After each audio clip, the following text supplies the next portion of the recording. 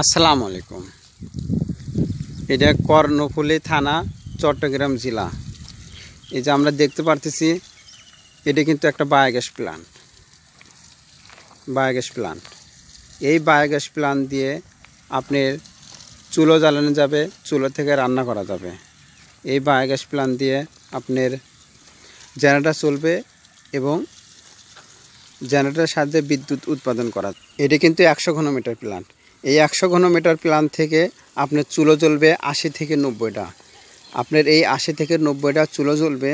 আর যদি জেনারেটর চালান তাহলে 50টা চুলো জ্বলবে এবং জেনারেটর চলবে। এই যে আমরা দেখতেছি, কলমগুলো দেখতেছি, এটা কিন্তু 6তলা ফাউন্ডেশন। এই 6তলা ফাউন্ডেশনে কিন্তু এটা বায়োগ্যাস প্লান্ট তৈরি হচ্ছে। এই 6তলা ফাউন্ডেশনের নিচে আপনার এই মাথা আছে, মাথায় থেকে 22 ফুট গভীরতা আছে। এই চট্টগ্রাম পাহাড় এলাকায় আপনি এই বায়োগ্যাস প্লান্ট তৈরি হচ্ছে। যাদের গরু আছে, যাদের মুরগি আছে, যাদের কয়েল পাখি আছে, এদের ময়লাগুলো কোথায় ফেলবে?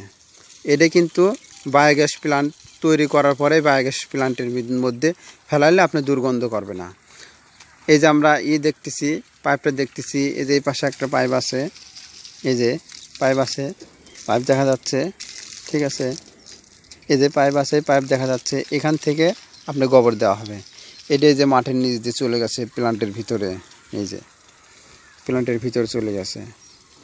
আপনার ওই পাশে আমরা যেটা দেখতে পারতেছি, ওইটা এই যে ওই পাশে একটা ছোটো ট্যাঙ্কি দেখা যাচ্ছে। এটা কিন্তু হাইড্রোল চেম্বার, যেটাই গ্যাস হওয়া যাবে সেটা ওই পাশ দিয়ে বাইরে হওয়া যাবে।